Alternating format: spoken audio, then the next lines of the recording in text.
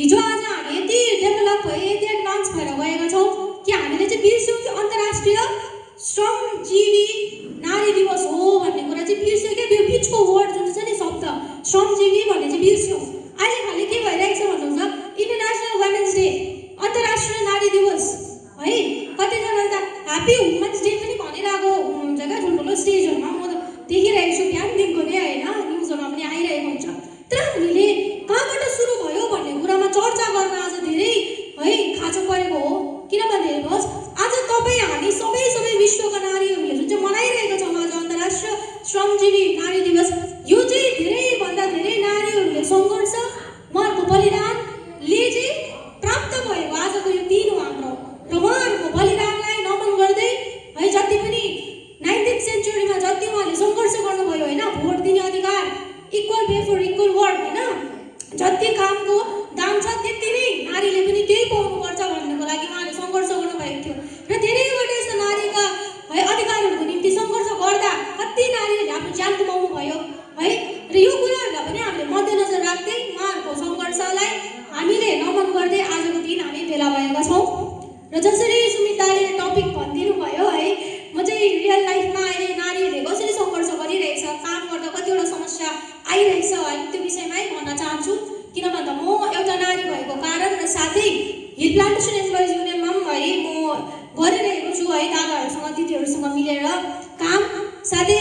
लङ्गी परिवर्तन मुभमेन्ट संस्था 5 सालदेखि है म लङ्गीमा चलाइरहेको छु। र 5 सालमा हेर्नुहोस् आज नारी एउटा नारी भएको नाताले चाहिँ कस्तो गाह्रो छ होइन, हामी समाजमा बस्नु, समाजमा राम्रो काम गर्नु पनि धेरै गाह्रो छ नि हाम्रो नारीहरूलाई।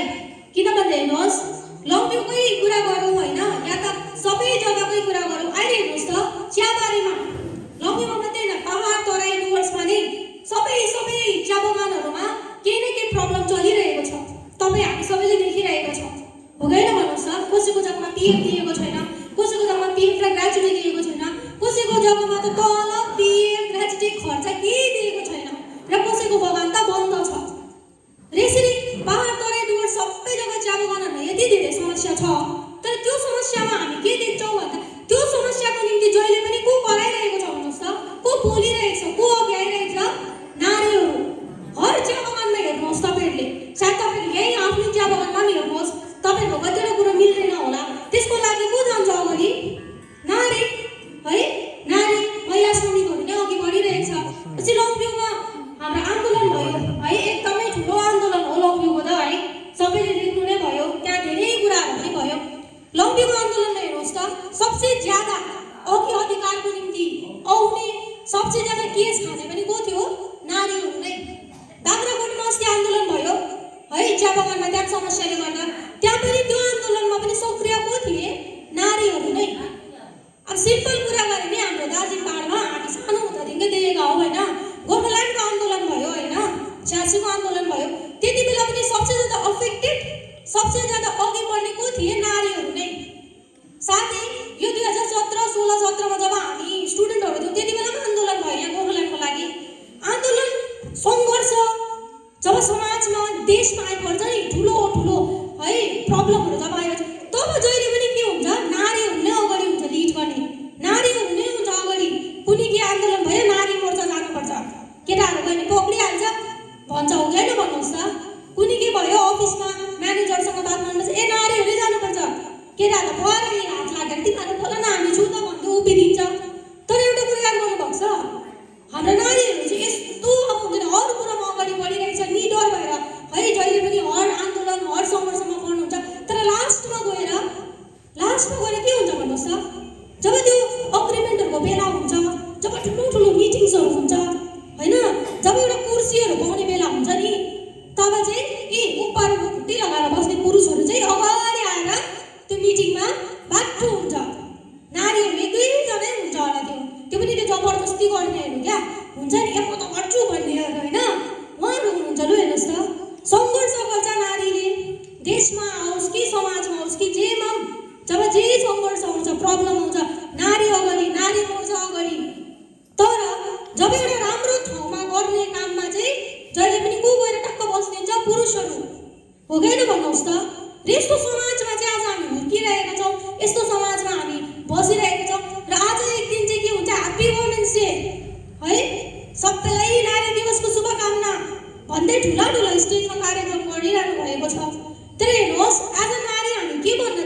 सबैलाई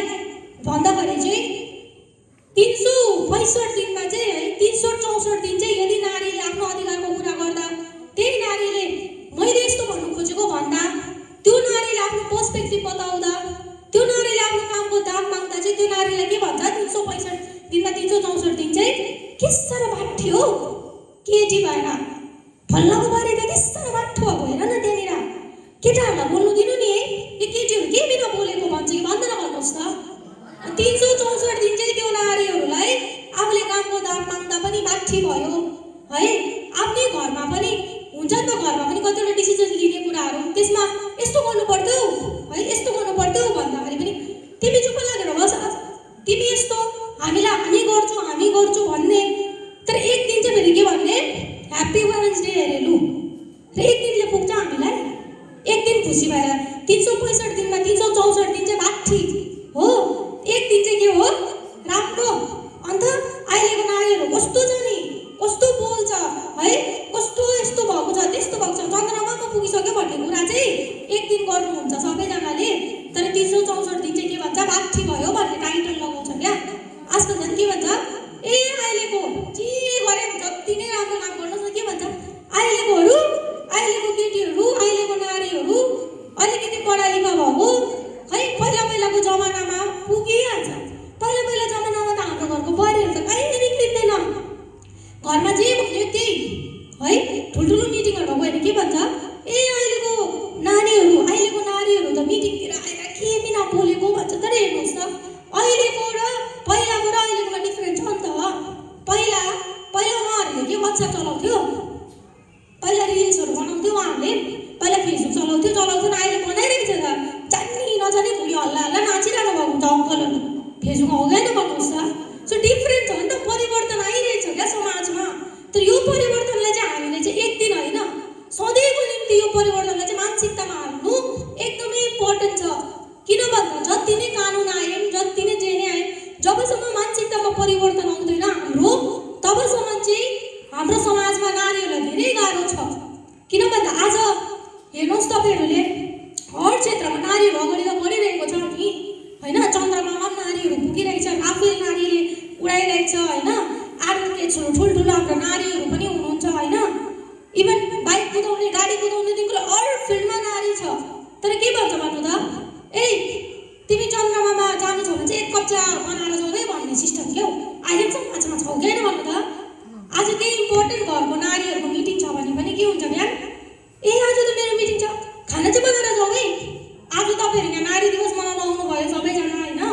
बिहान त डेफिनेटली भयो होला कति बजी आउँछौ भन्ने हुन्छै हुन्छ अलिक छिटो आऊ है कुखुरा थुन्नुपर्छ बाख्रा थुन्नुपर्छ भात पकाउनुपर्छ यो गर्नुपर्छ त्यो गर्नुपर्छ एकछिनको त फोन पनि पाउँछ त बिहानै गएको त 10 बजी अहिलेसम्म तुरेन भन्छ लु हेर्नु त अन्त कुरा चाहिँ फेरि ह्याप्पी वुमेन्स डेको गर्छौँ हामी सो मेन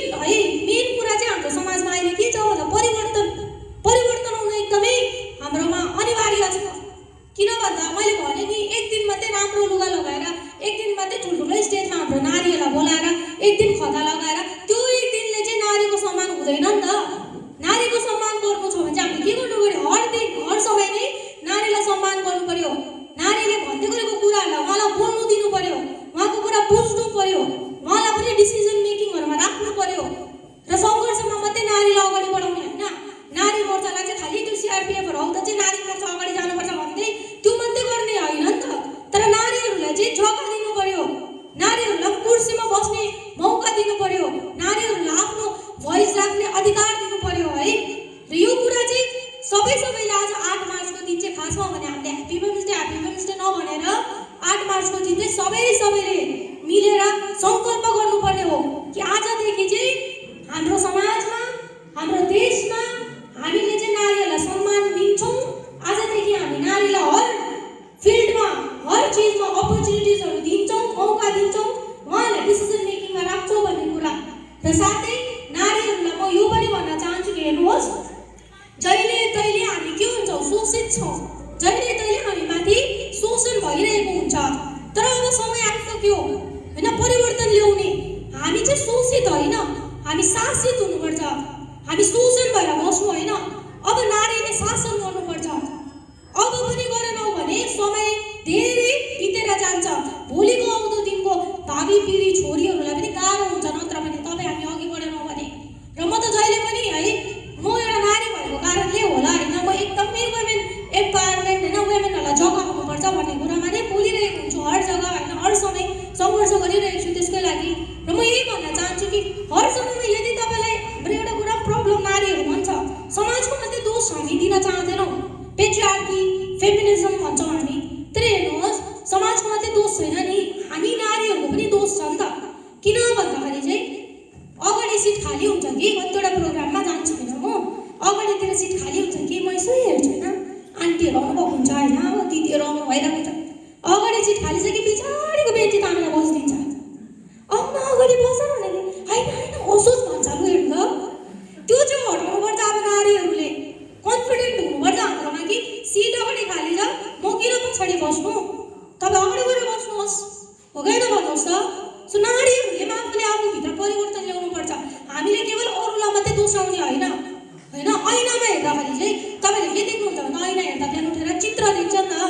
तर यदि ऐनामा हेर्दा चित्रको जग्गा तपाईँले चरित्र देख्ने भयो हामीले अरूलाई दोस्याउँथ्यौँ, लाउँदैन नि त। त्यही भएर चाहिँ हामीले खालि समाजलाई, खालि फल्नालाई, खालि ढिस्कालाई, सोसाइटीलाई मात्रै दोष लाउने होइन, तर नारीहरूले पनि आफूभित्र परिवर्तन ल्याउनु एकदमै अनिवार्य छ। त्यसरी मैले इक्जाम्पल अहिले भने। अर्को कुरा सोसियल फिल्डहरूमा पनि हाम्रो नारीहरू अगाडि त बढिरहेको हुन्छ होइन, तर कोही बेला के हुन्छ भन्दा कहीँ केही मिटिङ छ होइन, हाम्रो नारीहरू चाहिँ के मान्छ, ऊ सक्छ, ऊ बोल्नु पनि सक्छ, ऊ केपेबल छ, तर लास्टमा के हुन्छ, ए त्यहाँ त केटाहरू मात्रै आउने रहेछ, मेरो त साथी छैन, होस् म त जान्न भन्छ, हो कि होइन भन्नु त। तपाईँ सक्षम छ नि त, त्यही भएर त तपाईँले चिठी आएको छ, तपाईँले इन्भिटेसन दिएको छ, तर हामी के भन्छौँ आफूले आफूलाई, त्यहाँनिर त केटा हुने रहेछ, जान्न हौ खोइ साथी त पाइन भन्छ, हो कि होइन भन्नुहोस् त। तर अब हामी कन्फिडेन्ट हुनुपर्छ तपाईँ हामी कि झन् त्यहाँनिर पुरुषै पुरुष छ, त्यो 10 जना पुरुषमा तपाईँ एकजना नारीले त्यो जग्गा पाएको छ, तपाईँ त आफूले आफूलाई गर्ववित ठान्नुपर्छ कि त्यो मेल डोमिनेटेड सोसाइटीमा पनि तपाईँले जग्गा पाउनुभएको, तपाईँ एउटा स्ट्रङ हो नि त। तपाईँ त्यहाँ गएर उभिदिनु भयो भने नि भोलिको दिनमा तपाईँले हेरेर अरू पनि त्यसरी नै उभिने हुन्छ। र त्यसरी चाहिँ हामी निर्माणपट्टि लाग्नेछौँ।